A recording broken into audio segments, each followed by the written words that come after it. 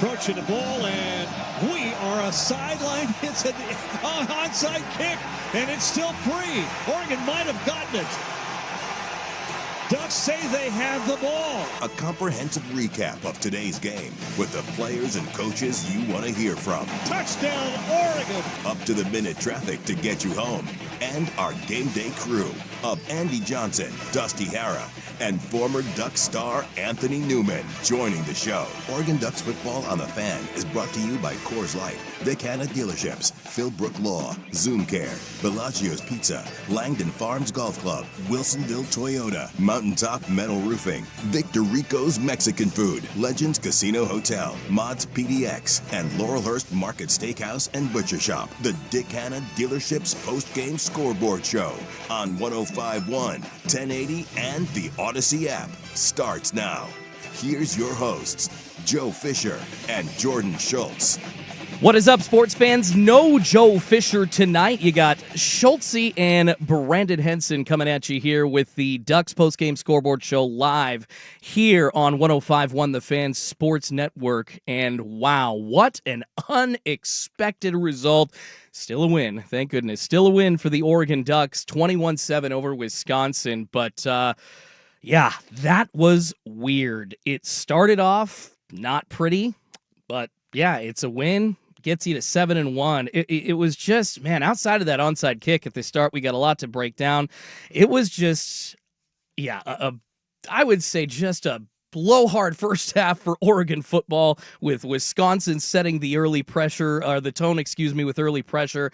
I mean, goodness gracious, man, that just did not look good from the start. Brandon, I want to ask you, you sat here with me all game, just initial quick takeaways on how you thought Oregon performed today, man. That was a wacky one. Yeah, it was. I can't imagine the atmosphere being in the stadium. It's raining, it's windy.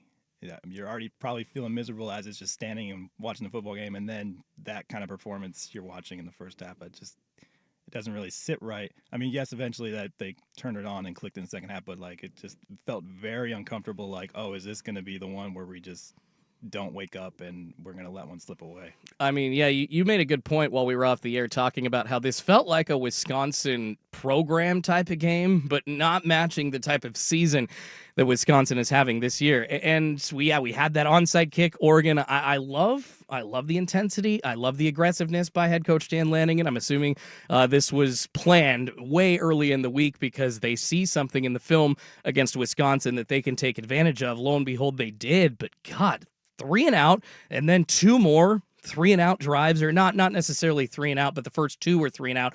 The first 3 produced no touchdowns. That's a problem, man. A punt on another punt. You got the Ducks offense not able to get any rhythm early on, scoreless after the first quarter. I mean, I know that they're not always going to show up to play a 60-minute game, but when I see a scoreless first quarter for Oregon, especially against a crappy team like Wisconsin, it scares me that they're not going to be able to win bigger games. If you can't deal with pressure from the worst teams in the Big Ten, it's not very good for you. Early mistakes, yeah, the weather, obviously something that you can talk about as well. The ball definitely wet. We saw some, I would say some almost fumbles, but like Dante Moore had the ball slip out of his hands at one point when he was trying to pump fake. Looks like a couple of the exchanges between the running backs and the quarterbacks for Oregon. Obviously, Wisconsin fumbled it multiple times, did not ever give that up. But of course, it was a little scary on some exchanges, but really, outside of all of that, you go to those first 3 drives, and we can talk about how Oregon eventually got there, eventually established themselves, and we will, but personally, I don't think they established themselves enough, and I want to hear from you all on that one. 503-864-6FAN, or chime in on the YouTube chat line as well. We are live here on the YouTube chat stream, but it was frustrating how often that Oregon had to throw it early in the game without being able to establish that run game. That's something that I expected them to do. We all knew the weather was going to be crappy today, and because of that, we know Oregon's probably going to do what they do best, lean on the run. That was not possible from the start, man. Wisconsin, their front 4 kept getting penetration. They almost smothered Oregon's offensive line.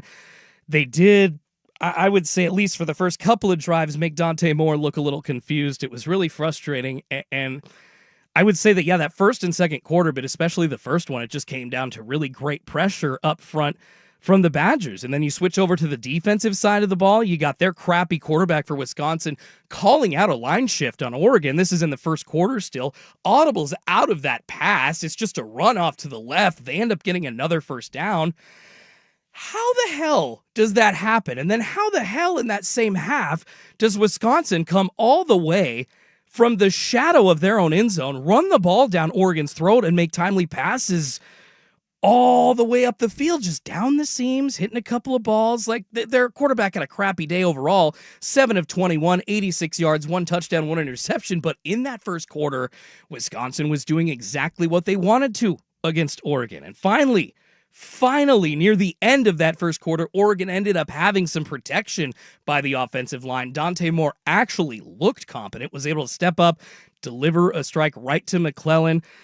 But right after that, they were stuffed right into the backfield on another run, and then the ball was tipped at the line on the next play, which then set up a 4th and long. I am telling you, Duck fans, please, call me crazy, or I need some people to like sit on the same couch with me here and agree with me. Like, it was shocking to me as I opened the show with shocking that Oregon ended the first quarter with 0 points. Once again, credit to the pressure up front from Wisconsin. Man, they had Oregon literally bamboozled in the first 15 plus minutes of that game. I got to give credit to the Badgers defense smothering Oregon in the first half.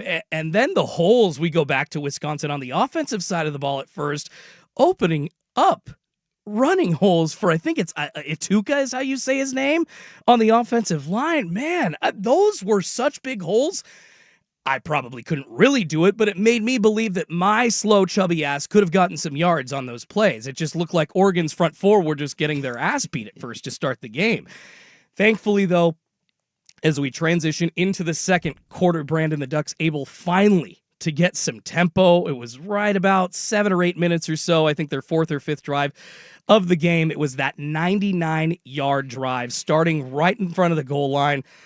It was the secondary receivers helping out, too. Obviously, I heard about McClellan. Jabari Johnson had a big catch on the drive that we're talking about. They were the main contributors in the first half. And that 99-yard touchdown drive ended up, I think, being the defining drive of the game, at least for Oregon on offense, as well as the turning point. But even then, man, Wisconsin still looked better than advertised, which, can I just say that is a stupid thing to say? Like, Wisconsin looked better than advertised today.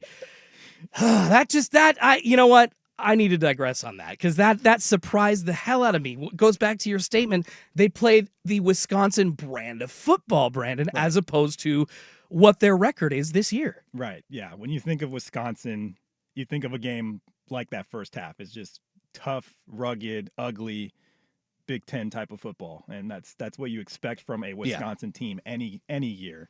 But we've seen the games that Wisconsin has had, especially the last 2 games, throwing up no points on either game, and you're just thinking, oh well, this isn't the same Wisconsin. But if you hadn't watched the Wisconsin game up to today, you would have thought, oh, this is Wisconsin football right here. We're in for a dogfight.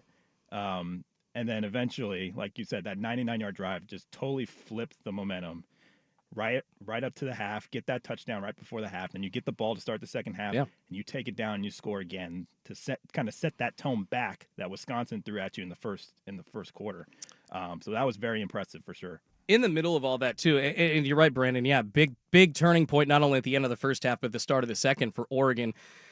I can't just give credit to Wisconsin here. You've got to talk about the weather. It was a factor in the middle of this game. Sorry, I will say it did rain at Autzen Stadium today. It can, unfortunately, as much as we want to believe as Duck fans, it never rains at Autzen Stadium, and it doesn't affect the Ducks. That was some swirling sideways rain, as we heard sideline reporting Dusty Hara describing during the game. It was messy. It was almost monsoon-type conditions at times. Yeah, we're in ponchos in the stands. It's raining. Exactly. The student section was half empty by halftime because nobody wanted to sit in that much rain. So I do need to point out that the weather was a factor, especially by the middle of the second quarter of that game. Near the end, kind of lifted.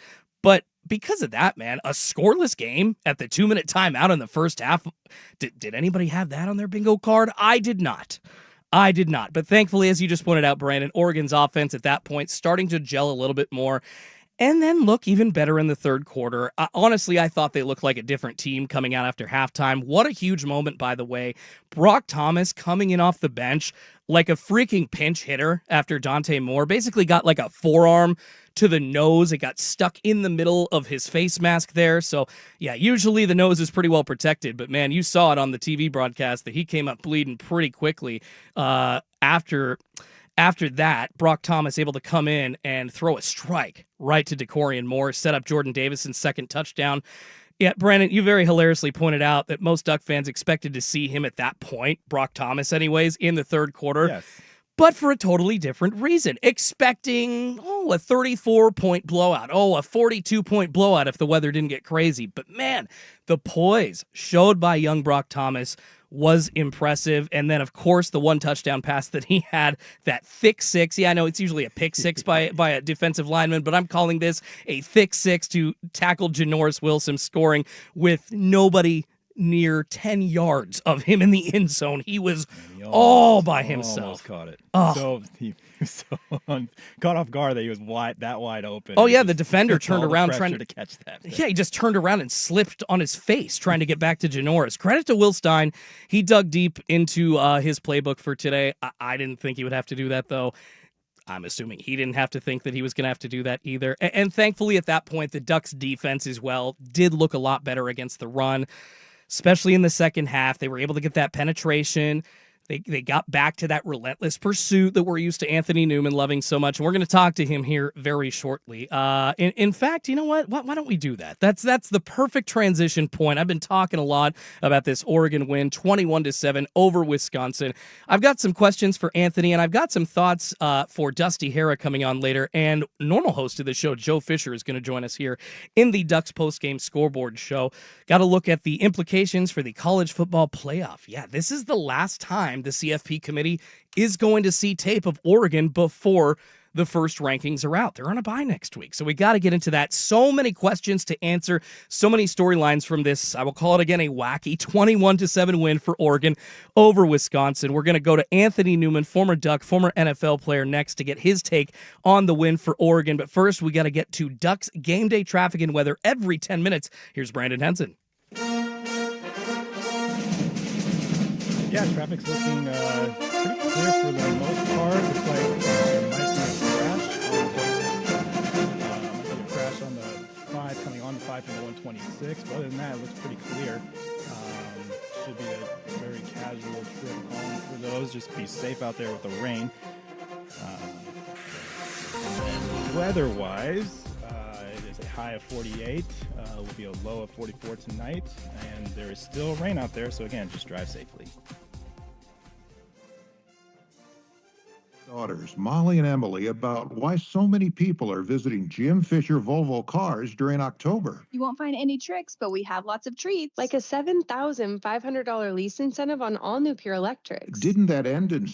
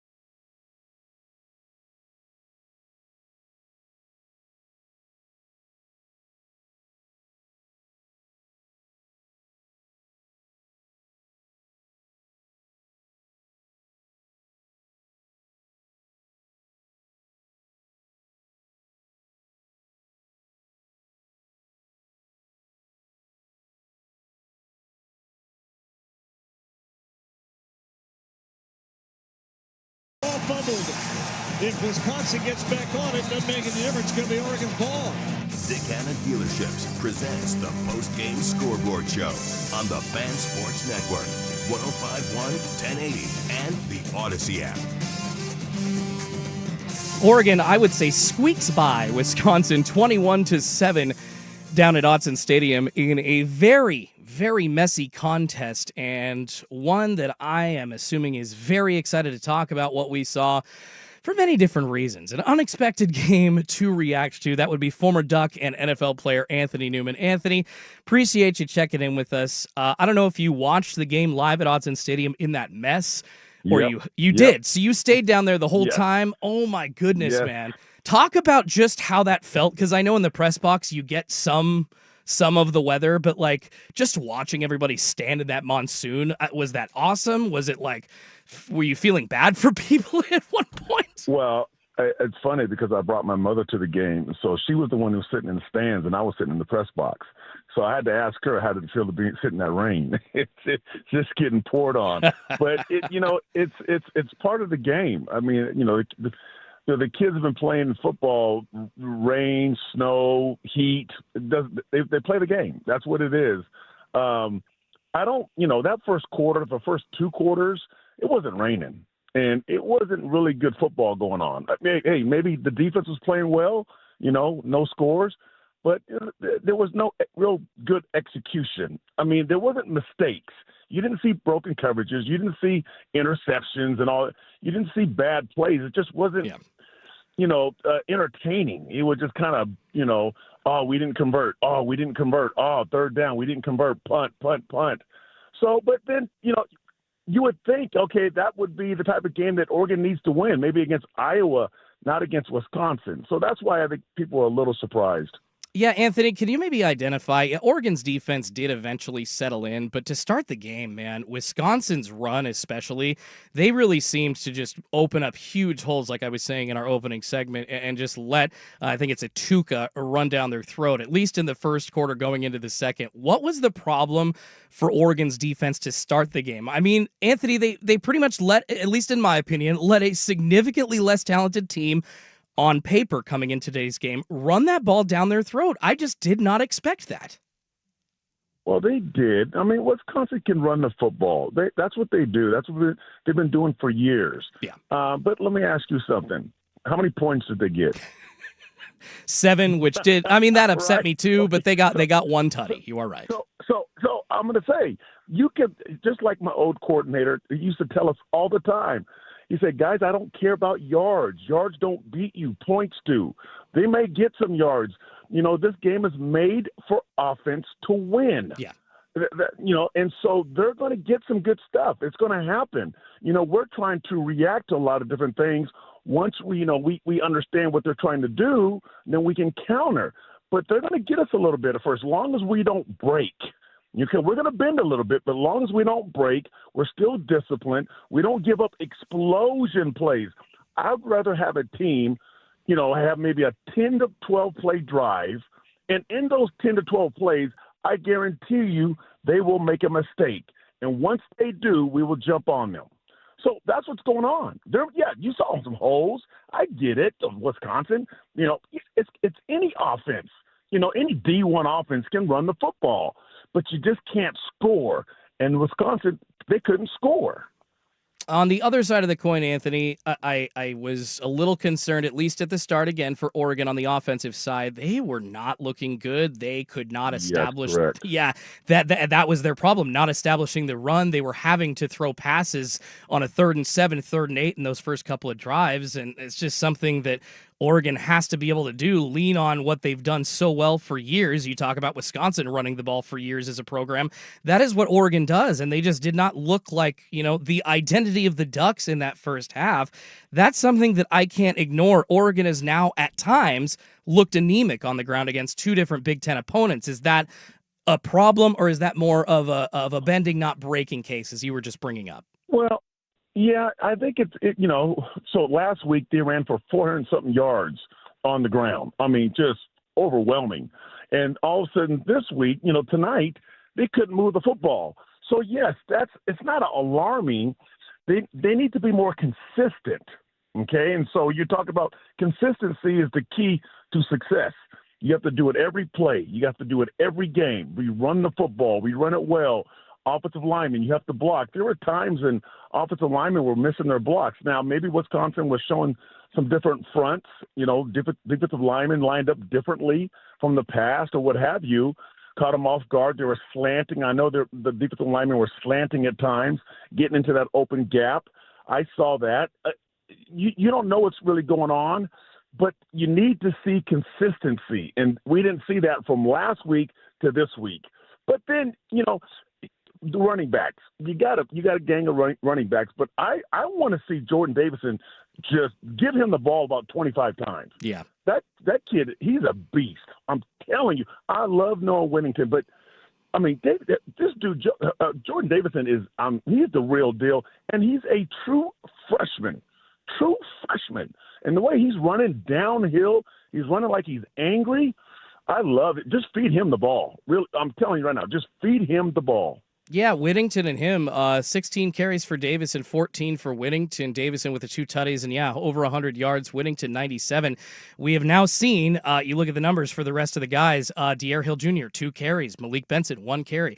We have essentially seen this running back room being shrank down to the top guys, and instead of spreading these carries out, you're giving more carries to your impact guys. Jordan Davison, I think, could be like a Royce Freeman. We possibly, going forward, could be looking at a better running back combo. And stats-wise, this might not be an easy comparison because these guys went for over 2,000 yards, like a Jordan, LaMichael James and a Kenyon Barner, but a Jordan Davison and a Noah Whittington, God, they look just as good, don't they? They look really good, and they're like a power running game, yet they have speed. They break tackles, yards after contact with Jordan Davison. I'm telling you right now, I mean, that kid, I'm really high on that kid. That he is special. In watching him in person, the way he runs, he's always falling forward. He's always going north and south, and he has that extra gear. Now, I know I think he played at Mater Dei, so he understands, the big games, playing around a lot of talent. But this guy is talented. He is going to be a superstar. Trust me. Trust me, Anthony. I trust you. Your opinion is very, very heavily weighted here on 105.1 The Fan and the Fan Sports Network. One last question for you, Anthony, has to do with the quarterback play.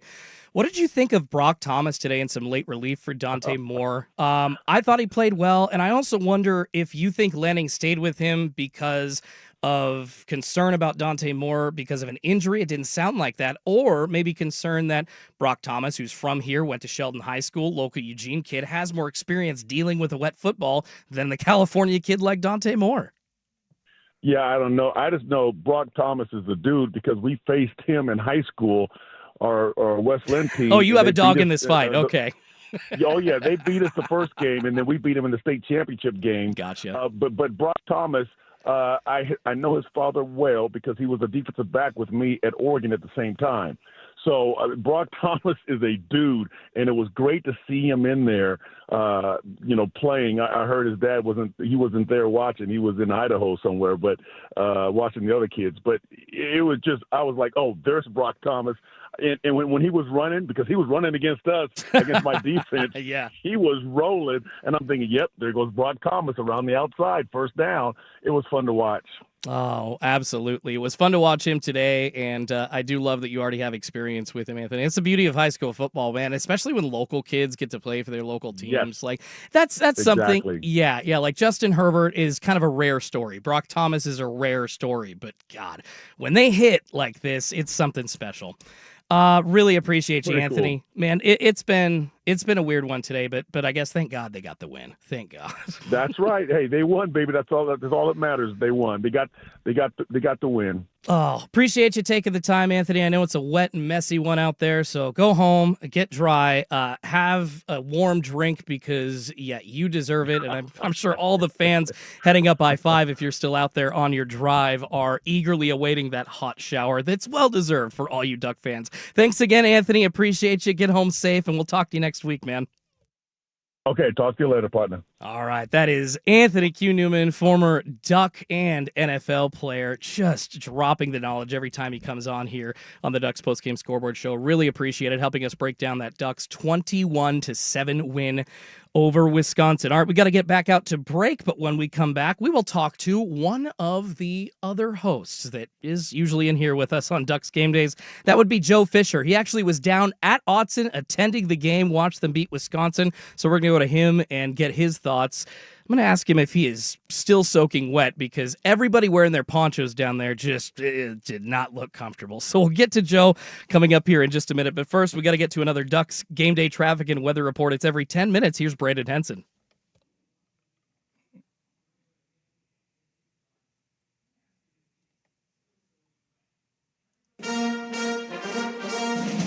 Still feeling like Brock Thomas right now, trying to fill in. Here's your Ducks traffic report. There is a car accident at the on-ramp of the I-105 and the 126 to the I-5 northbound. As for weather,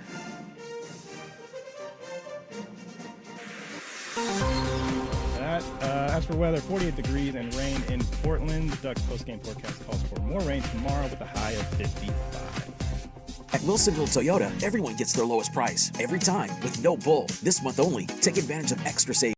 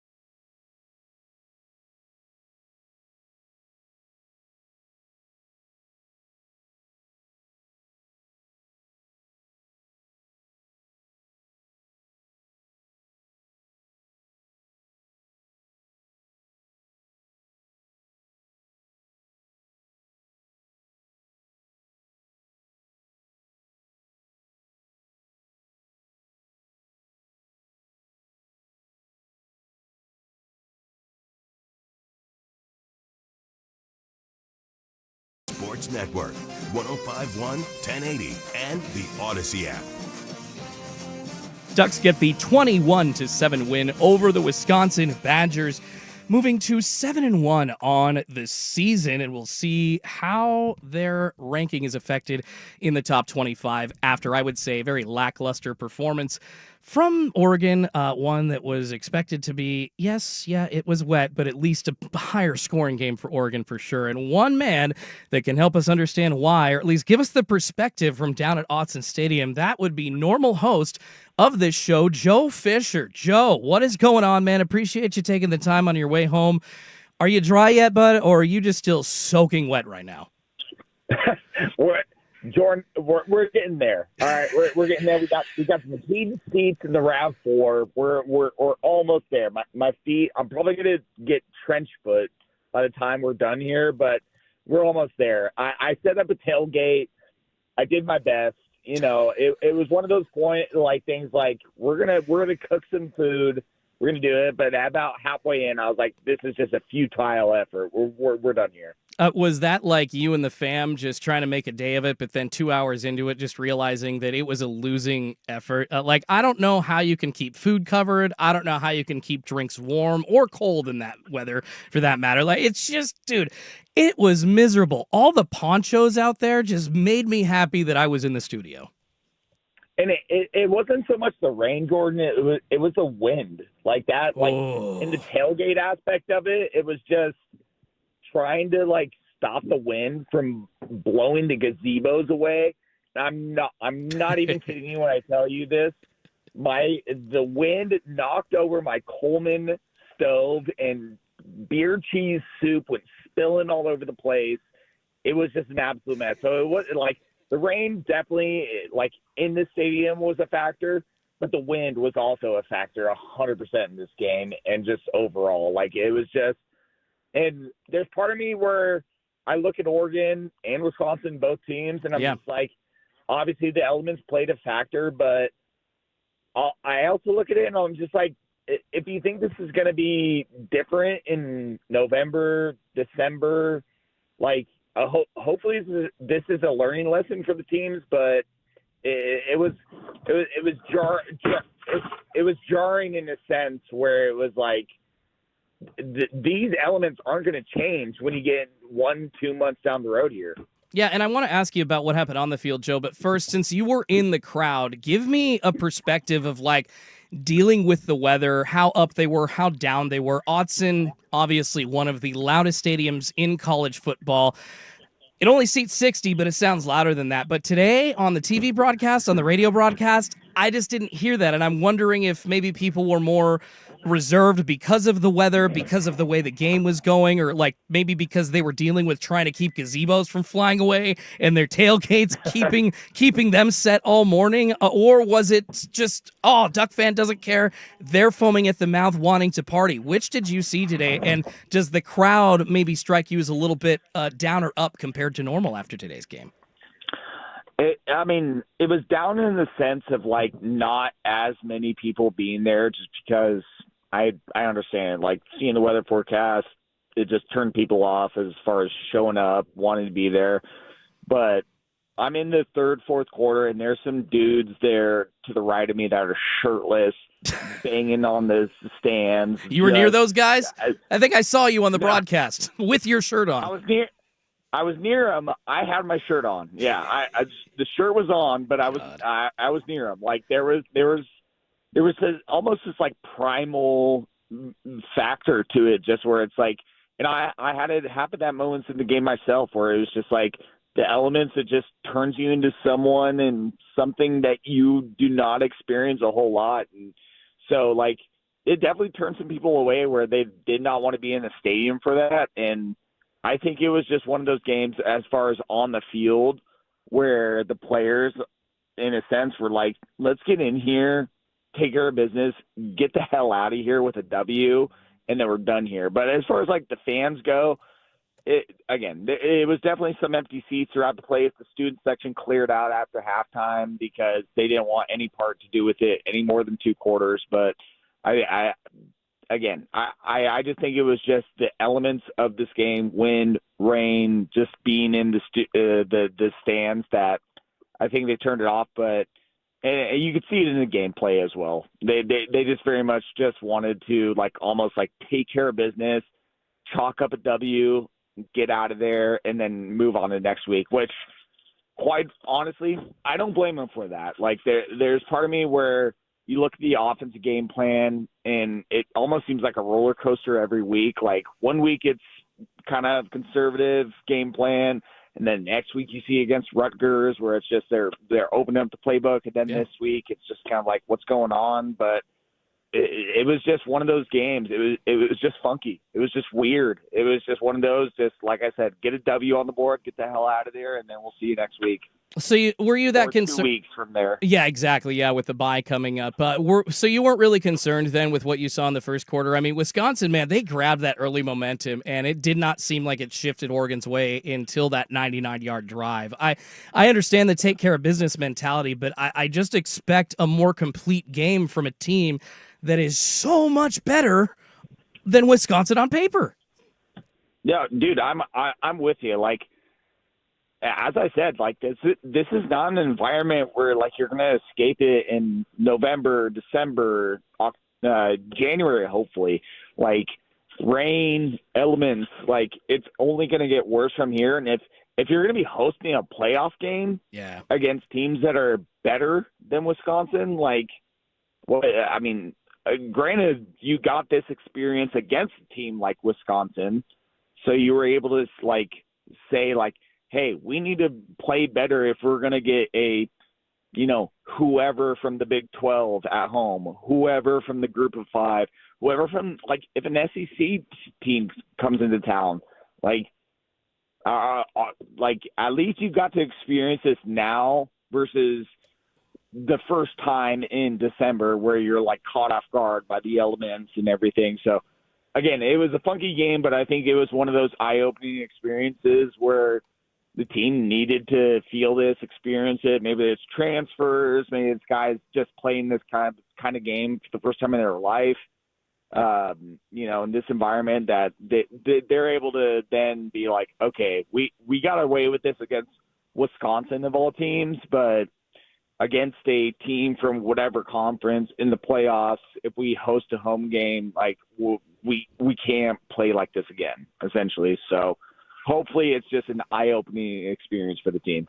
I agree with you. Hopefully it is, man. I'm just starting to have more and more questions that maybe Oregon isn't as good as I think that they are. I hope I'm wrong. But Joe, today you're right there, man. And obviously you're not here to do this like you usually would, but I will give you the opportunity. Who gets your game ball for today's 7 win over Wisconsin? I'll give it to Davison, man. He just he has this sort of just football guy mentality, where it's rain or shine, north, south, east, west. He has this strength, this physicalness to him. Earlier in the season when I was I love Jaden Lamar because of how physical he is. But the more I see Jordan Davison play, he just has this knack for vision, for finding the gaps, and just finishing north, south. Even if you get hit, I'm going to finish with 2-3 extra yards. Yeah. He just kind of has this, FU mentality to him that I appreciate. And especially in a game like today where, and Jordan, the first quarter was dry. There was no rain in that first quarter. It was almost like the football gods were we're going to let you guys play an even keel game here. And then on and off the rest of the game. And he just seemed to just be I'm going to do my part and do what I'm supposed to do, and that's run the ball, and he did that. So, De'Aaron Hill was kind of, the running back of the running back room throughout the first few weeks. That was oh, dude, we love his speed. We love this. But Jordan Davison is starting to show himself over these last few weeks that I'm just I appreciate his game, not just the short lines, the short yardage stuff, but just being a overall running back in all phases of the game that I appreciate. So I'll give it to Davison in this yucky, disgusting, messy game that we saw today, for sure. Absolutely. Yeah, Dier Hill today, more the cherry on top to Davison's performance, but I like your pick, Joe. Yeah. All right, man. I'll let you get home. I appreciate you. I'm sure, you got to get to that hot shower that you have very, very much earned as a Ducks fan watching that win today. So, Joe, appreciate you. I got trench foot at this point. Like it's just it was a mess. Like I said, it's one of those experiences though that where I'm just like I'm almost like I'm glad I went through this. I'll never forget it, but I never want to do it again. Yeah, no, I'm glad that you did this instead of me, man. Yeah, maybe pick a September game next year.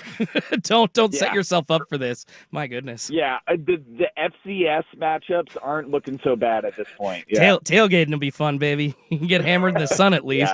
Appreciate you, Joe. Thank you so much for taking the time to come on, man. We'll talk to you next week, okay?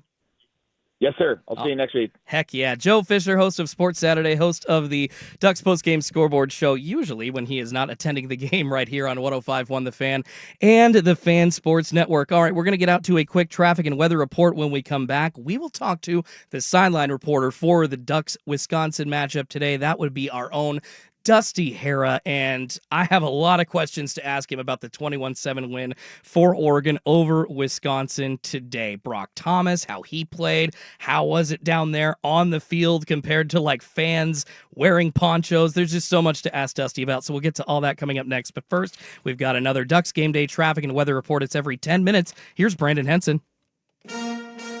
Thanks, Jordan. Here's your Ducks traffic report. Looks like that car accident at the on-ramp from the I-105 to the 126 to the I-5 northbound has cleared.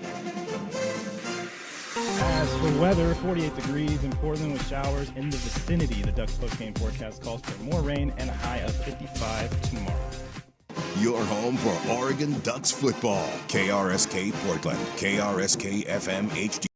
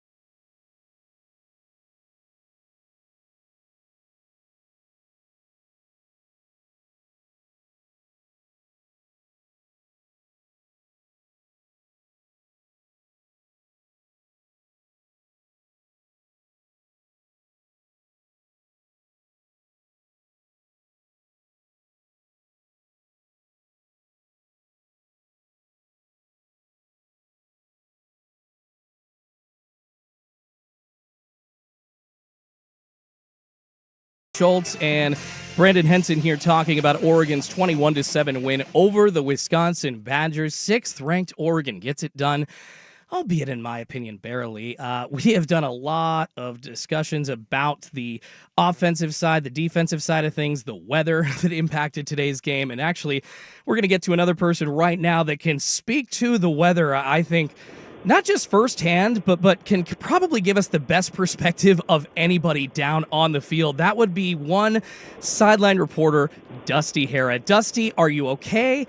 Are you dry? You were in a literal monsoon at times today, brother. Are you okay? Yeah, I'm good, man. It was raining hard. I mean, I was talking to Rob Mullins down on the sideline, the athletic director, and he was, we were talking about the rain coming down. He's like, yeah. This is the worst that we've had it in a long time. I mean, and everybody that has been around the program for a long time is that the closest game that even compares to it is the 2013 Cal game where Jared Goff was in his very first Pac-12 start against the Ducks, and one of his first pass attempts, it went backwards, and he just fumbled the ball trying to throw it. That one was probably worse. I was at that game too, but this one was up there just because the wind was different than that game, because it didn't matter which direction you were going, the wind was in your face. I mean, it was one of the weirdest things. It was swirling wind.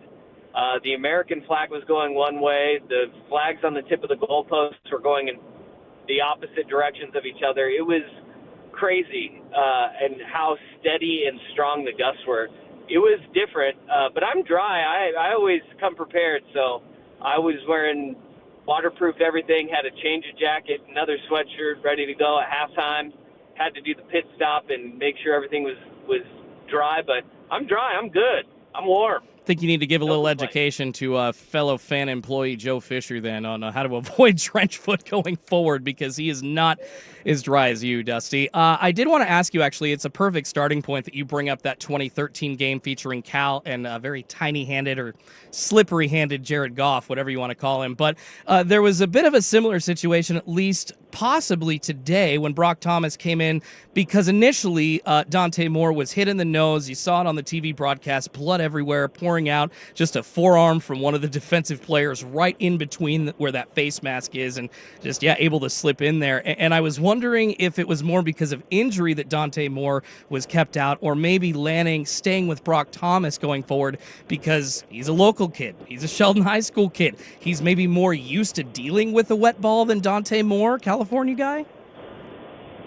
No, I mean, Dante Moore's from Detroit, so I think it's wet over there. Okay, yeah. But no, if Dante Moore would have been completely healthy, he would have gone back in the game. I mean, you could tell they were still trying to win. The offense operated well under Brock, and I think that's why you sit there and you feel more comfortable with it. Okay. I think if it came down to it and they absolutely needed Dante Moore back in, they would. But I think that really played a role in how that game played out in the second half especially, because after the 99-yard drive, Oregon broke the back of Wisconsin, and the offense was operating at an insanely high clip. You saw that the run game got fixed. I mean, they had negative 16 yards rushing in that first quarter. Well, they ran for 224 after that. Mm-hmm.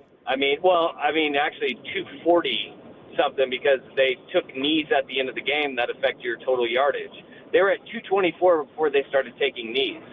So the run game did get figured out. It was slow to start, and Wisconsin was showing some stuff that they've done much of all year, and they tried to pull the page out of the Indiana playbook. And look, every team's going to try that with the simulated pressure and not knowing where guys are going. And it caught them in that. Sure, that's concerning, but it would be more concerning if they didn't rectify that, and they did. The final three quarters, they run for over 220 yards or 240 yards, because you're making up for the negative 16. I mean, they got after it in the run game after that, and they were popping big runs. They were controlling the line of scrimmage after that.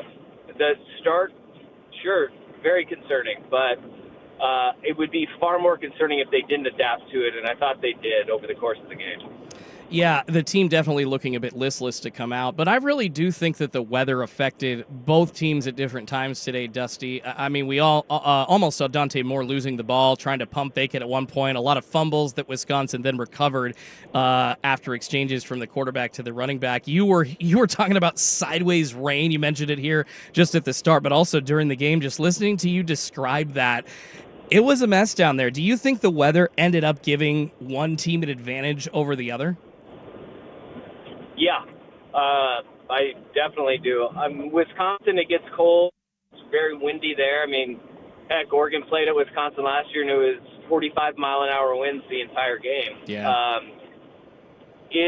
But they didn't have rain like that, and like they had today. And although it didn't happen in the first quarter and a half, when the rain really did started coming down, the ball was slick. They fumbled 4 times. I think they recovered all 4 of them, but they had 4 fumbles on the day. They can't throw the ball well anyways, but they really couldn't throw the ball today. Yeah. And it definitely affected Wisconsin a ton, but it affected Oregon too. Make no mistake about it. I mean, we saw a bunch of high snaps from Poncho as the rain really came down, and when the ball's out there, it doesn't matter how long the ball is uncovered for on the ground. It's going to get drenched when it was raining as hard as it was. And, I mean, there's very few times, the Oregonians, we know all the different kinds of rain. This was a downpour that is not normal. And when that rain really started coming, you saw snaps were difficult. I thought Brock Thomas did a really good job on a lot of those bad snaps to still hand the ball off and get the ball in the mesh point and really control things in that second half. But it did affect both teams. I think it definitely affected Wisconsin a little bit more. Talking with sideline reporter Dusty Hara here, breaking down Oregon's 21-7 win on the Ducks postgame scoreboard show on 105.1 The Fan and the Fan Sports Network. Dusty, one storyline coming into the game today was surrounding Wisconsin coach Luke Fickell. Has basically been a dead man walking, especially the last 2 weeks. Scoreless performances leading up to their game against Oregon. Surprisingly, at the end, able to get a touchdown there. And at times, Wisconsin was able to copy the Indiana model and confuse Oregon a little bit and smother them with pressure. So that being said, did Luke Fickell save his job with the way the Badgers were able to blanket Oregon at times? Or does the late success again by Oregon today, that pick to kind of, put a cork in everything for Wisconsin, does that keep his ass on the hot seat? Like, I'm just surprised he hasn't been canned yet. I mean, it's warm, but that wasn't a team that quit on their coach. And I think that when universities fire coaches mid-season, you can tell that they've quit on their coach. Yeah. And that wasn't the case. They played really hard. They played like a team that wanted to save their coach's job. I don't know if it does. They haven't had an 0-for season in Big Ten play since Barry Alvarez's first year in 1990, and they may be looking down the barrel of that. But I don't know. You got the vote of confidence from the AD this past week. They're going into a bye. If you're going to make the change, do it now. But, I mean, Luke Fickell can still coach. He didn't forget how to coach between Cincinnati and Wisconsin. I think that there is a reality in Madison that they need to step their game up if they want to level the playing field with the elite teams in college football. And, funding is a big part of that. And once they can kind of figure that part out, then you can figure out if Luke Fickell's the right guy for the job. I think also now in the era of the transfer portal, roster retention is at a premium, and the great coaches are doing that. Yeah. And there's been a lot of turnover at Wisconsin. So, I mean, if you're not going to take the success on the field, then you take the success off the field once the season ends and see how many guys are going to be entering the portal. And if it is a mass exodus again, then I do think you see definitely a change at Wisconsin. All right, Dusty, wrap it up with this. After watching Oregon today, do you think the Ducks are truly a top 5 team in the nation right now? Winning's hard. I don't care who you are. Damn right. Winning is very hard. And it's not something that everybody can do at a really high level. And Oregon's only loss is the number 2 team in the country. I don't know if they're top 5, but I think outside of Ohio State and Indiana, I think there's a really big clump of teams that are just in that 3 through 8 mix that I don't know what to make of them. And I think Oregon is in that clump right now. I think that we're going to find out a lot about them in these final 4 games of the season. And right now, I mean, they're 7-1, and I think we get so caught up and we become prisoners of the moment with making style matter. Who gives a rip about style, right? Like, Oregon was up 21-0, and this week, with the weather, with the fact that you have a bye week coming up, and you're playing an opponent that hasn't won a game in league, everybody was saying, like, oh, they're going to roll them, it's going to be 35-0 a half. I said I'd be happy with 28-7 as like a final, and like you're good and you're comfortable. Wisconsin didn't get a touchdown on the board until they were down by 3 scores, right? Like, being up by 3 scores is not easy. Doesn't matter who you're playing, right? Like, Wisconsin has scholarship players too. Well, in a game like that, it felt like it was a 40-point lead. At least it felt like in a rainy game like that too.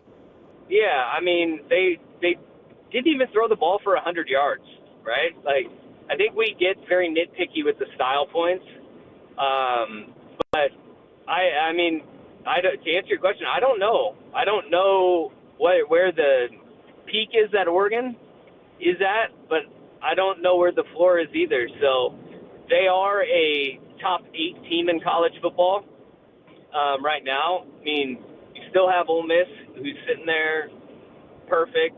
Texas A&M is sitting there perfect. Indiana and Ohio State are as well. But if you're telling me about the one-loss teams, yeah, I'll put Oregon up there with anybody. I mean, look, Alabama struggled against South Carolina today, right? Yep. A game that was far closer.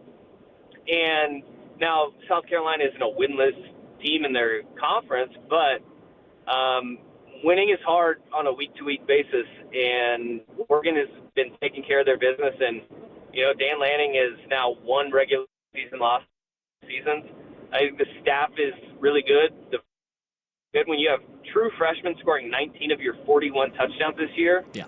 They're doing it with a mixture of young and old guys, and as those guys develop and grow, I think we'll see where the peak of this Oregon team is. But they definitely are a top 10 team. They're definitely a top 8 team, but top 5, I mean, it doesn't really matter until you get to the playoff and what those teams in those matchups look like. We're going to really find out. Well, one thing we can agree on, Dusty, is, winning is hard. I really appreciate you taking the time, though, on your way home, man. Appreciate it. Get home safe. And I am so excited for a Ducks bye on Halloween week. And hopefully they can, as you say, it's a business week, this right? Or a business trip? What do they say when it's a bye week? So they call it, Dan Lanning calls it a work week. Thank you. It's not a bye week. It's a work week for the Ducks, which, I mean, I don't know. These guys, they're all crazy. So they are going to be maniacal in what they do. They're going to come back, go to the doctor tomorrow where they watch film, and then they're going to practice all week long. It's not a bye week for everybody, man.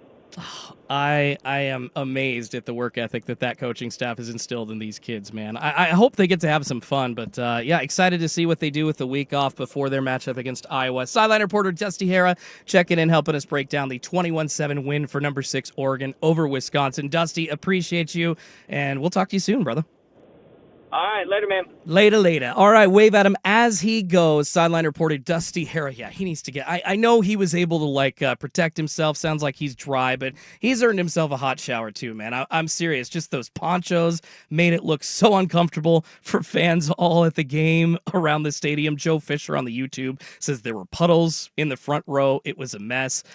Oh, just so happy that Oregon was able to, I will call it escape with a 21-7 win over Wisconsin. We got to get out to a break, but when we come back, I'd like to review the score predictions that Dirt and Anthony left this morning. They were off. Oh, boy. I will review my score prediction from earlier this week. It was way off as well. Yikes. And I actually think what Dusty just said about he being happy with like a 28-3 win, he was probably the closest out of every single fan personality here on the Fan Sports Network this week. So we'll get to that coming up next. And I'll also ask a question about the college football playoff rankings and how Oregon stacks up after their win, at least escape of a win against Wisconsin. A lot more people thought it would be more dominant than it was, but yeah, they still got the win. So we'll get to all that coming up next. But first, we've got game day traffic and weather every 10 minutes. Here's Brandon Henson.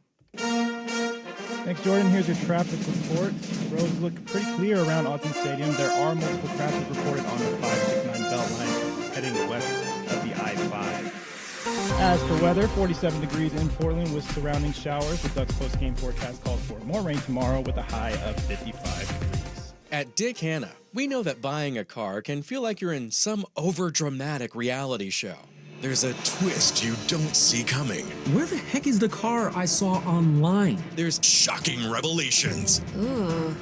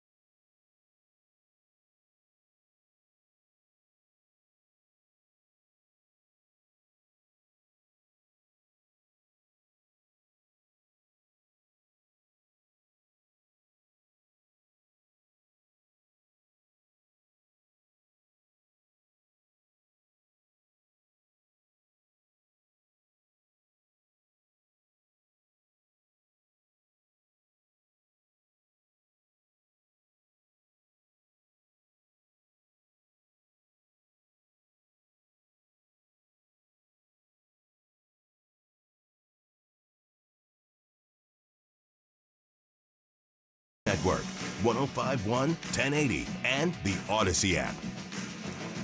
Number 6, Oregon getting the 21-7 win over Wisconsin today. Welcome back to the Ducks postgame scoreboard show here on 105.1 The Fan and the Fan Sports Network. No Joe Fisher tonight. You got Schultze and Brandon Henson taking you home.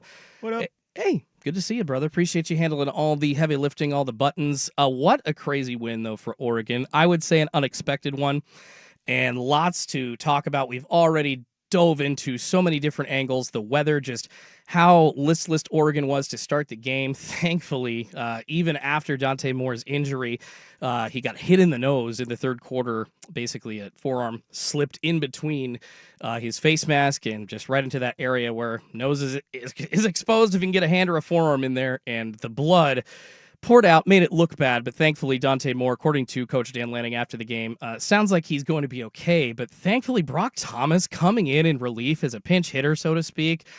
I'm a Mariners fan. I'm still sad about baseball, so I'll use the pinch hitter. My condolences. Comparison. Thank you very much, Brandon. It sucks. I love my Duckies. I love my Blazers, but yeah, still mourning that. But Brock Thomas coming in, man. Whew, what a performance. The first pass that he threw, I think it was like a 24-yard shot to DeCorian Moore. And he, thankfully, after basically, I would say, that first drive looked really good for Oregon. Coming out of the third quarter, that's when they scored again. But then, another, 5, 6, 7 minutes of scoreless play for Oregon, able to come in, actually settle things down, and then Brock Thomas hitting Janoris Wilson with that thick 6 tutty, nobody within 10 yards of him in the end zone to make the score 21-0 at the time and really make it comfortable for Oregon fans. The thing is, though, problem with this game is it was not a comfortable win for Oregon fans throughout, and for me, a big takeaway from this game, and you mentioned it off air, Brandon, this is the last bit of tape that the College Football Playoff Committee is going to see on Oregon before the first rankings of the season come out. The Ducks are on a bye next week, so 2 weeks from now, we're going to see those first CFP ratings.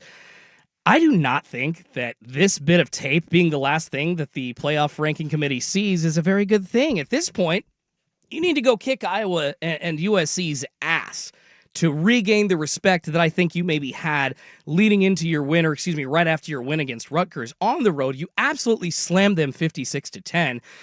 Compared now to this, Dusty Harrow, we just heard the sideline reporter for the Ducks talking about how it's a weather game. All right, they escaped with a win. It was a take care of business win, not necessarily a flashy win, is what the fans Joe Fisher said. I do agree with those points, but I want results that consistently show what Oregon is. And week to week, you're right, Dusty, it's hard to win a college football game. Hard to win week to week, but you see the Ohio States of the world making it look easy. You see Penn State all falling off the table and basically going down into the depths of irrelevancy. I feel like we're starting to see, and I know that there's still some questions on the top teams in college football, who it actually is outside of maybe Ohio State. Some people think Indiana and Texas A&M could be up there, but then you've got a lot of one-loss teams: Ole Miss, Oregon, Georgia, Alabama, Vandy on that list. There's just so many, and it's hard to try to figure out who the blue blood is. But Oregon at one point earlier this season looked like literally the second best team in the nation to Ohio State. Now Indiana filling that void after the 30-20 win for the Hoosiers over Oregon. But yeah, this result for me, it causes Oregon to fall a couple of spots in the top 10. Is that a big deal for this week? No. But Brandon, I do think you very accurately pointed out that it is concerning going forward, because the College Football Playoff Committee, looking at a game like this, they've got to poo-poo Oregon a little bit, right? Other teams play weather games all over the country, and I don't really hear too much about how the weather affected them. I mean, if I'm a voter, I'm thinking the Ducks just didn't look like the powerhouse we think they are. Sure, they won, but it was ugly. And yes, good teams get ugly wins, but the great teams don't have to play those ugly games as often, and I think that's what I'm concerned about. Yeah, I think... And I agree with Dusty to a point that, yes, style points aren't everything. But I think the committee also is it's so unpredictable. They look at so many different things. And from what we've seen in the past, it looks like if you handle business with the teams that are inferior to you, then you're going to get the respect that to be a top 5 team, to be in the playoff, to get a bye if you want that. So, to put up a stinker like this tonight, and yes, again, you won, but there were points in that game where you're just looking like, what is this team? Is this the same team that we've seen dominate Rutgers? Is it the same team that put up a close, gutsy win against Penn State before they fell off? Like those are the kind of wins that the committee wants to see. And I don't know.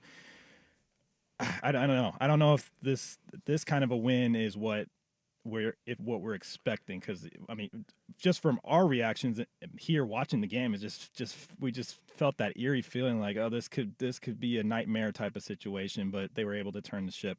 So it's just tough. It's tough to see what the committee is going to react to a win like this, and how much of a fall off, or maybe even just stay put, that Oregon ends up in the rankings come in the AP polls coming up, and then in the college football playoff rankings in a couple weeks. Oh yeah, an actual Duck checking in on YouTube says 11-1. Oregon will be the top 6 in the top 6 at worst. Just win. Nobody will remember this by the end of the year.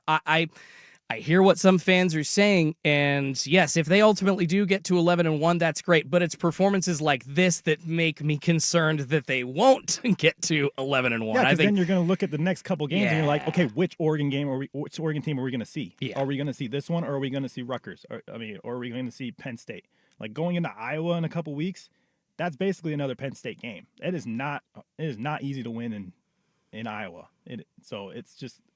I don't know. There's going to be a little bit of a concern across Ducks Nation about which team are we going to see in the next couple of weeks. So it really is going to be a work week in this bye week to get them back up to that top level that we expect. And that's the thing, Brandon, is Duck fans coming into today did not expect this kind of game. They sure, as I said beforehand, if it was kind of wet, I expected Oregon to win by 30-something, but I did not expect it to be competitive with 2 minutes to go in the first half, which brings us to our score predictions from before the game today. On Ducks Game Day, Andy Dirt Johnson said 31-0, obviously way off. That's pretty close to what I had predicted if it were kind of a messy game. Anthony Newman said 48-0. That's actually closer to what I thought it would be if it were a decent weather game. Like 63-0 is what I threw out there on Thursday on Recruiting with Andrew Demick. I thought the Ducks had this in hand. On paper, Oregon is a much, much better team than Wisconsin. And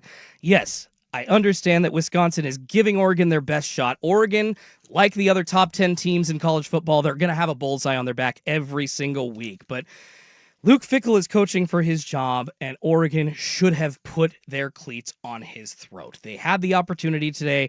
They didn't, and that concerns me. Obviously, there's reasons why they didn't, but that concerns me.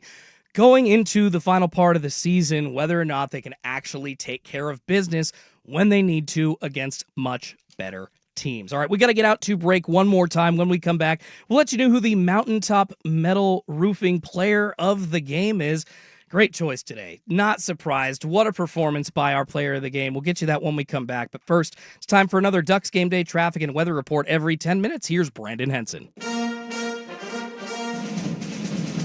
Thanks, Jordan. Here's your Ducks traffic report. Roads are still looking clear around Austin Stadium.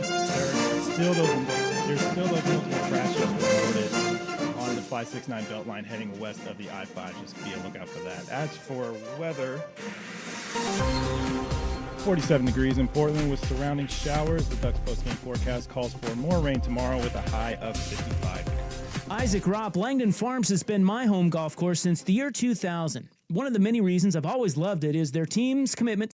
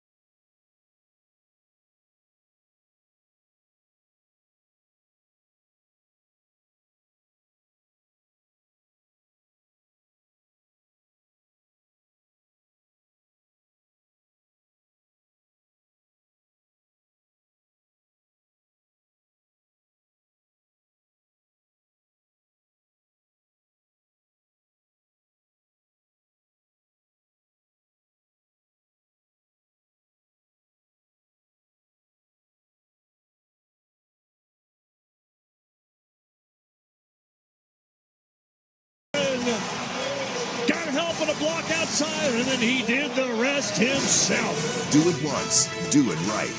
Mountaintop Metal Roofing.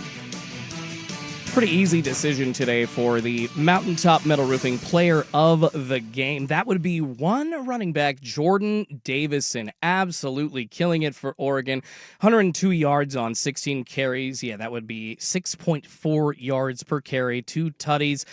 And both of those tutties, obviously huge. The Ducks only scored 3 times today, but both of those touchdowns coming at very key points in the game. Yeah, Jordan Davison, that 20-yard touchdown run, by the way, oh my goodness, just what a play in the third quarter to just extend their lead. And then, of course, he was the guy that ran in for the touchdown at the end of the first half, or near the end of the first half, with that 99-yard amazing long drive that thankfully set the tone for Oregon's game today. And their offense actually got right after that, a little bit, so to speak. But didn't expect Dante Moore to throw the ball a lot today. He didn't. 15 passes, 86 yards total. And actually, to that point, I did see a YouTube comment from Brian. Felt like Stein had a whole different playbook for the Rutgers game. Too many screens and short passes today. Well, that unfortunately had to do with the weather, Brian. That was because the wind was swirling over half the game. You couldn't throw the ball very long. There just weren't many long passes attempted. A lot of checkdowns, a lot of short passes, a lot of screens. It's just kind of what you had to do today. And Will Stein couldn't lean on the run at first because Oregon did a terrible job of establishing it in the first quarter, but thankfully Jordan Davison, as well as Noah Whittington, 14 carries, 97 yards, but Jordan Davison with the 102 yards and 2 touchdowns, the player of the game, Mountaintop Metal Roofing player of the game, and just leading Oregon, thankfully, as I would say the best running back in the room by far, looking like a Royce Freeman, possibly a better combo with Jordan Davison and Noah Whittington than like a Kenyon Barner, LaMichael James back in the day. I know that there's probably never going to be a 2,000-yard running back again in the history of Oregon football. But damn, Jordan Davison looks good. I'm agreeing with Anthony. I want to see him carry the ball 25 times per game going forward. What a great performance from him today. And yeah, could have given it to Whittington. Could have even given it to like a Jeremiah McClellan or DeCorian Moore for a big catch from Brock Thomas. Could have given it to Brock Thomas as well. But no, going to Jordan Davison for the Mountaintop Metal Roofing player of the game. All right, we got to get back out to break. When we come back, we're going to hear from Dan Lanning and what he had to say to our own Dusty Hara after the Ducks' 21-7 win over Wisconsin today. That's coming up next, but first, we've got another Ducks Game Day traffic and weather report. It's every 10 minutes. Here's Brandon Henson. Thanks, Jordan. There's still some slow and go on Coburg Road, just outside of Austin Stadium. That's heading from Route 105, and then also those multiple crashes are still on the 569 belt line heading west of the I-5. As for weather, 47 degrees in Portland with surrounding showers. The Ducks post-game forecast calls for more rain tomorrow with a high of 55 degrees. The Firm of Harris and Meringue, now weekdays 10 to 1. I'm scolding Buck because Buck said he's anti-barbecue sauce on a burger. And not in the sense of like, it's okay. He's like, no. I'm not going to order it on a burger. That's fine, but you're not like out. My wife is out. I feel like Swag would be super anti-barbecue sauce on a burger. Just says you don't know what you're missing. The Firm of Harris and Meringue, weekdays from 10 to 1 on the Fan Sports Network. The Portland Winterhawks are commemorating 50 years of hockey. Join us at the newly renovated Veterans Memorial Coliseum for opening night presented by Chick-fil-A. Game time is Saturday, October 25th at 6 p.m. against the Saskatoon Blades. Get your tickets now at winterhawks.com. We're talking again with Jim Fisher's daughters, Molly and Emily, about why so many people are visiting Jim Fisher Volvo cars during October. You won't find any tricks, but we have lots of treats. Like a $7,500 lease incentive on all new Pure Electrics. Didn't that end in September? This isn't the federal program. It's a $7,500 allowance from Volvo Car Financial Services. We have 1.99% financing for up to 72 months on 25 and 26 XC40 mild hybrids. And the best treat, Volvo's incredibly popular sign and drive lease event on almost all new 25 and 26 SUVs. That means zero down, no security deposit. You just pay title and registration fees plus your first payment. Then Volvo gives you a non-cash credit equal to the amount of that payment. Read the details on Jim JimFisherVolvoCars.com. Better yet, see us at Jim Fisher Volvo Cars on 21st and West Burnside in downtown Portland. Under the big blue Volvo sign. You'll love the way we treat you. Programs on approved credit expire October 31st, 25XC90 excluded. Hey, it's Dusty. This is the busy time of year. Kids are back in school, fall sports are in full swing, and we don't got a lot of time to cook. That's why Victoricos is our go-to. The food is delicious and fresh. Stop in or order online at victoricos.com. When you think of flavor, think of Victoricos. The Fan 411. Log on to 1051thefan.com now for your chance to win a family 4-pack of tickets to the 67th annual Fall Portland Metro Dealers RV Show happening November 6th through 9th at Portland Expo Center. Find details on how you can enter to win at 1051thefan.com. Prize courtesy of the Portland Metro Dealers RV Show. Download the free Odyssey app and favorite 1051 The Fan for exclusive content from fan hosts, easy access to fan podcasts, and more. That's the Fan 411. So 3rd down and 11. Thomas, 2 receivers left, 1 to the right. H-back tight end to the left, and the snap and back to throw. Steps up, will run to the right. Still moving, throw it downfield. It is right caught. It was caught by DeCorian Moore. Almost intercepted, deflected, and DeCorian Moore stayed with the ball to make the catch as he's going out of bounds. Dick Hanna Dealerships presents the Postgame Scoreboard Show on the Fan Sports Network, 105.1, 1080, and the Odyssey app. Welcome back into the 105.1 The Fan Sports Network studios. Schultze and Brendan Henson taking you home, breaking down the Ducks' 21-7 win over Wisconsin today. Lots of fans thought it would be a bigger score for Oregon, but hey, they got it done. They moved to 7-1 and now go into a bye week, or a work week, as head coach Dan Lanning likes to call it. And speaking of head coach Dan Lanning, he talked to sideline reporter and 105.1 The Fan's Dusty Hara after the game. Let's hear what he had to say about the win. Down here with Coach Lanning and Coach 21-7. You improved to 7-1 on the season. Winning's hard. And what does it say about your team that you come out and you grind out a win like that? Well, it's unique conditions tonight, obviously. It's a different environment, to be able to protect the ball. We really struggled establishing the run early in the game, and I thought our coaches found some good answers, and our players played with some toughness there at the end, and it showed up. Most physical team is going to be able to have success in a game like that, and they were able to bring away the W. Running was hard in the first quarter, as you mentioned, but you guys got into that rhythm, over 220 yards from quarter 2 through quarter 4. What did start clicking for your guys as far as adjustments went? Yeah, it became really apparent what kind of game this was going to be. Field position game. Both teams were doing well from a punt perspective and flipping the field. It was going to be. I really think what opened it up for us is that 99-yard drive there before half, and then being able to come out with the ball in the second half and be able to go get another score. Kind of flipping the middle 8, taking advantage of that opportunity, and again be able to move the ball. A 99-yard drive is something that any offense gets a lot of momentum off of. A little bit more tempo in that drive as well. You finding that your offense is a little bit more comfortable at that up-tempo? Every game's different, right? There's moments that we need to be able to change the tempo. I mean, that's going to be very common for us in games where you get first downs. You want to be able to continue to move it with explosive looks with tempo, but that won't always be our answer. I think one of our strengths is the fact that we can vary our tempo.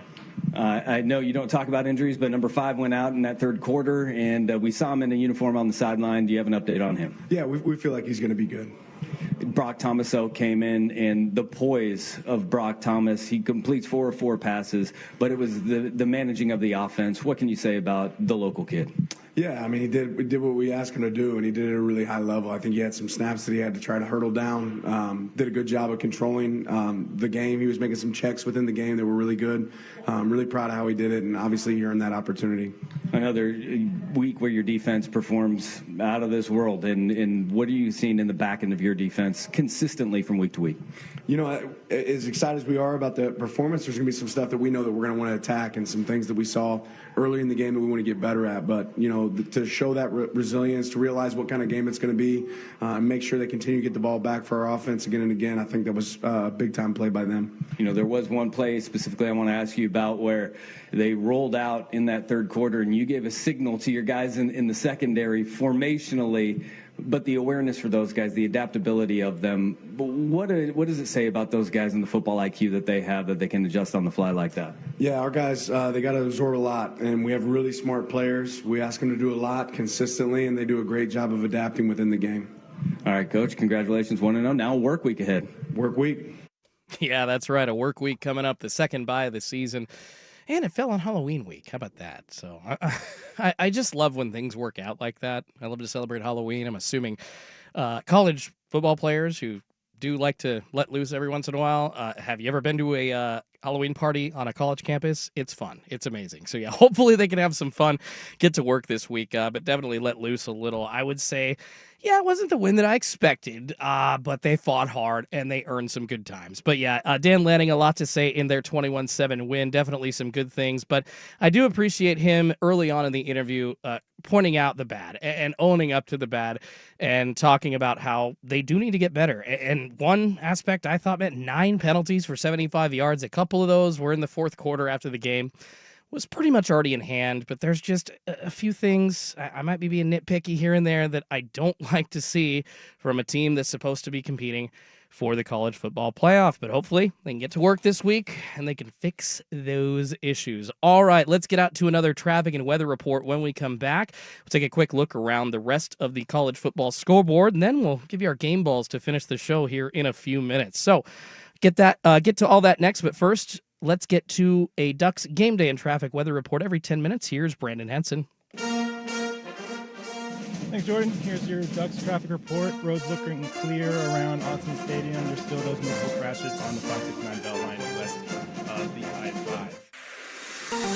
As for weather, 47 degrees in Portland with surrounding showers. Ducks post-game forecast calls for more rain tomorrow with a high of 55 degrees. Actual price will depend on product and subscription plan. Featured products are compounded drug products, which the FDA does not approve or verify for safety, effectiveness, or quality. Prescription products require an online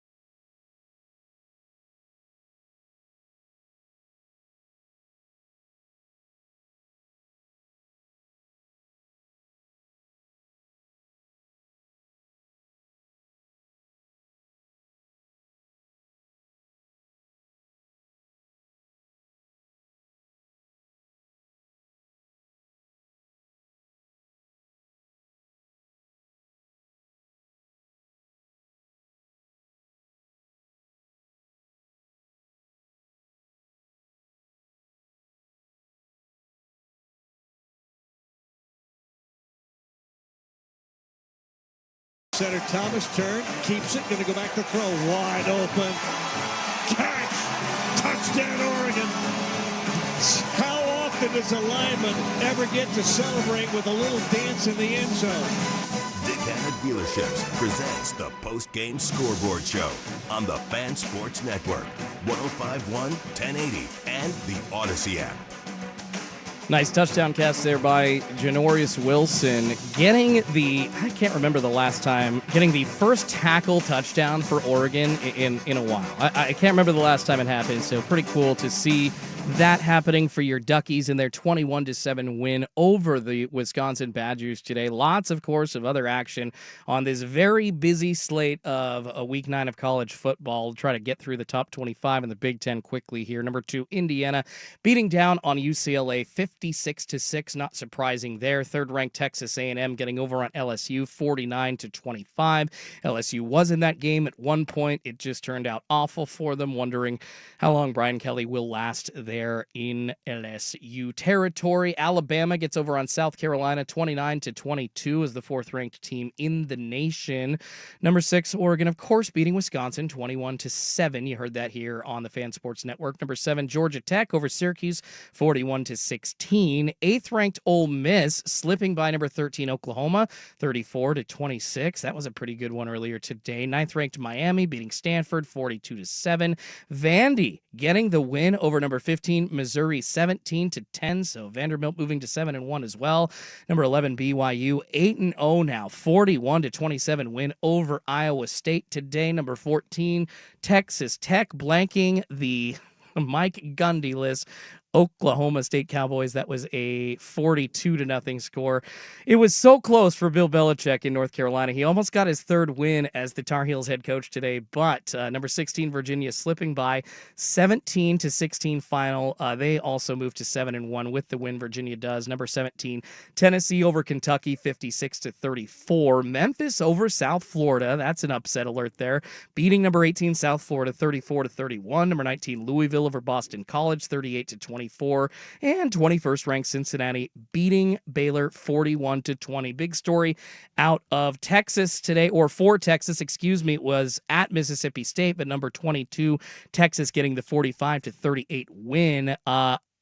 That was Manningless. Yeah, that's right. Arch Manning left the game with injury and did not return. So wondering what that situation is as far as quarterbacks go for the Texas Longhorns going forward. Another upset alert, the Washington Huskies in their Big Ten matchup with number 23 Illinois getting the win 42-25 over the Fighting Illini. Damon Williams tossing 4 touchdowns in that one. Houston beating number 24 Arizona State 24-16. And a game I was watching closely today, number 25 Michigan beating Michigan State 31-20 in the contest of head coaches that are fighting for their jobs. Other ones in the Big Ten, Nebraska over Northwestern 28-21. Rutgers beats Purdue 27-24. Iowa slapping the hell out of Minnesota 41-3. And those are all of the scores. Oh, no, excuse me.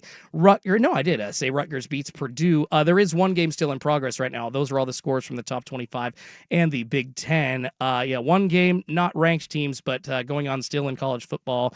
Third quarter just ended. Utah blanking Colorado 46-0. So if you want to watch some football for the rest of the night, you still got a quarter left of that. Okay, let's what? What? 46-0. Whoa, Dion. Yeah, it's Colorado, man. They're 3-4 this year. Yeah. I don't know what people expect out of the Buffaloes. I just don't. I expect mediocrity, and that's right where they're at. All right, let's wrap this game up. Oregon getting the win 21-7 over Wisconsin. Brandon and I will give our game balls when we come back. But first, one last game day traffic and weather report. It's every 10 minutes. Here's Brandon Henson. Thanks, Jordan. Here's your Ducks traffic report. Roads are looking clear around Autzen Stadium. They're still cleaning up those multiple crashes on the 569 Beltline west of the I-5. As for weather, 47 degrees in Portland with surrounding showers. The Ducks post-game forecast calls for more rain tomorrow with a high of 55 degrees. At Dick Hanna, we know that buying a car can feel like you're in some overdramatic reality show. There's a twist you don't see coming. Where the heck is the car I saw online? There's shocking revelations. Ooh, those payments are higher than I thought. At dickhanna.com, you'll always get completely transparent pricing, and you can find your financing options before you even visit the dealership. So skip all the... At Dick Hanna, we believe in nice, and making nice your reality. Time is ticking away.